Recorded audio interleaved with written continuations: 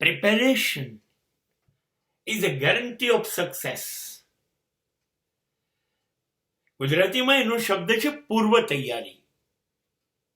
Well begin is half done. આપણી તકલીફ ક્યાં છે કે આપણે છેલ્લી મિનિટે જાગનારા માણસો છીએ અને પછી આપણી નિષ્ફળતાની ખાતરી છે.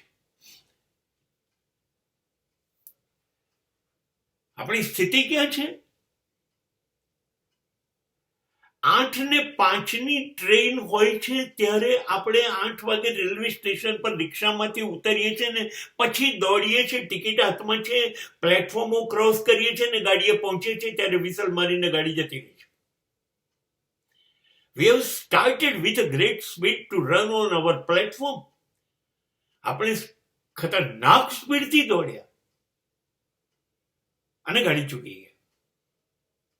Because we were not prepared well. તમે ચૂકત જ નહીં, તમે સફળ જ હતા. તમે એક્ઝેક્ટલી 8 વાગે પ્લેટફોર્મ પર આવી ગયા હોત, તમારી ટિકિટ મુજબ તમારી બોગી ચેક કરી હોત, તમારી બર્થ ચેક કરી હોત, તમારું લગેજ પ્લેસ કર્યું હોત, એક સરસ કોફી લઈને તમારી જગ્યા પર બેઠા હોત, તો તમારા પછી 5-7 મિનિટ રહીને ગાડી વિસલો મારત અને તમે આરામથી મુસાફરી કરી શક્યા હોત. પણ તમારે 20 મિનિટ વહેલી તૈયારી કરવાની હતી અને એના માટે ઘેરથી 1 કલાક વહેલા નીકળવાનું હતું. આને પૂર્વ તૈયારી કહેવાય. આપણે એ નથી કરતા. આપણે છેલ્લી મિનિટે દોડીએ છીએ. આજ રોજ બને છે. એ સ્કૂલે જવું છે, કોલેજ જવું છે. આપણે 7 વાગ્યાની સ્કૂલ છે, 6:30 તો પેન્ટ શર્ટ પહેરીએ છીએ, સ્કૂલનું બૂટ મોજા પહેરીએ છીએ, દફતર પેક કરીએ છીએ, ટિફિન લઈએ છીએ, હવે દોડીએ છીએ, હવે બાઇક ચલાવીએ છીએ 70 પર અને એક્ઝેક્ટલી ગમે તે કરતા એ વખતે રેલવેનું ફાટક બંધ મળે છે. હવે 12 મિનિટ 15 મિનિટ એ બંધ રહે છે. હવે 7 વાગે સ્કૂલે પહોંચવું હતું, 7:12 પહોંચ્યા. હવે સ્કૂલ તમને અંદર એન્ટર નથી કરતી અથવા કોઈ પણ પેનલ્ટી કરે છે. 6 વાગે તમે નીકળી ગયા હોત, તૈયાર થયા હોત, 6:30 ઘરેથી નીકળ્યા હોત, તમારું બાઇક આવીને ક્રોસિંગ પાસે ઊભું રહે તો ભલે 10 મિનિટ ઉભી રહે. હવે ક્રોસિંગ ખુલશે પછી તમે એક્ઝેક્ટલી 7:05 કમે 10 કમે સ્કૂલ પાસે બાઇક પાર્ક કરી દે. You may be in time.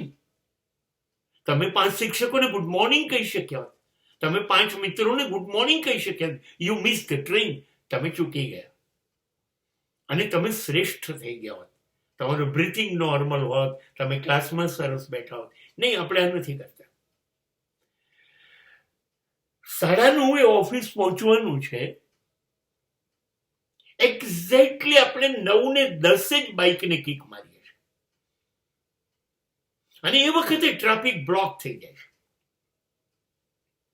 આપણે ઓફિસ મોડા પહોંચીએ છીએ 20 મિનિટ અને બોસ ની જે નજર પડે છે એ આપણા માટે કેટલી ખતરનાક સાબિત થશે આપણે સમજી ગયા. અને આવું 2-3 વખત થશે તો ટ્રાન્સફર આવી શકે છે, સસ્પેન્શન આવી શકે છે. કેમ કે આપણે નીકળવું છે જ 9 વાગે. કેવી ખતરનાક ટ્રાફિકની સ્થિતિ છે અમદાવાદમાં. તો કશું ધાર્યું થઈ શકે એમ નથી. તમે કેમ 8:30 તમને પ્લાન નથી કરતા તમારું બાઇક લઈને? તમે ઓફિસ પહોંચો, ટેબલ પર બેસો, સારી કોફી પીવો, કામ 9:30 જ કરજો. And boss will appreciate that you are never coming late. You will create reputation in school, college, in office time. બિઝનેસમાં પણ આપણે આ જ કરવું જોઈએ. આપણે 8 વાગે દુકાન ખોલવી છે, આપણે આપણા આ નાટકોને કારણે 8:30-9 ખોલીએ છીએ. શું ફેર પડી ગયો? ફેર પડી ગયો. તમારા 10 ગ્રાહકો એક્ઝેક્ટલી 8 વાગે આવ્યા હતા, તમે નહોતા, એટલે બાજુની દુકાનોમાંથી ખરીદીને જતા રહ્યા, તમારું વેચાણ ઘટી ગયું. આ આપણે બધી જગ્યાએ કરીએ છીએ. પરીક્ષાઓ શરૂ થશે હવે, બસ આપણે ચોપડીઓ ફેબ્રુઆરી જાન્યુઆરીથી શરૂ કરીશું. હવે 10 મહિનાનો કોર્સ આપણે કેવી રીતે 30-40 દિવસમાં પતાવીશું? આપણે જાન્યુઆરી ઉત્તરાયણ જશે પછી શરૂ કરીશું, અને પછી આવશે આપણે 58%. પરિણામ ભોગવીશું. હવે સ્કૂલ પણ કકાટ કરશે, મા બાપ પણ કરશે, મિત્રોમાં પણ પ્રતિષ્ઠા કરશે. કેમ પણ? Why? Who told you have to start after Uttarayan? તમને કોણે કીધું? તમે કેમ રોજ 2 કલાક સવારે 5 થી 7 કે 3 થી 5 ના આપ્યા? તમે 360 દિવસ આપ્યા હોત તો આ સ્થિતિ જ નહોતી. તો તમારું રિઝલ્ટ આવત, ત્યારે તમે 85+, 90+ કરી શકત કે ના કરી શકત? આપણે જિંદગીને દોડાઈએ છે કૂતરાની માફક, જંગલી થઈ ગયા છે. આપણને આપણી જિંદગીની દયા નથી આવતી.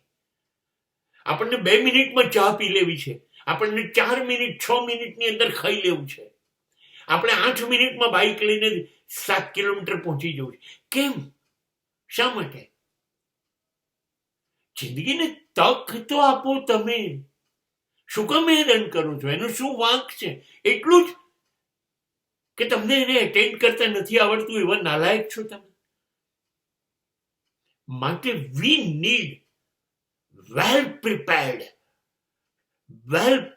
schedule and you will be success.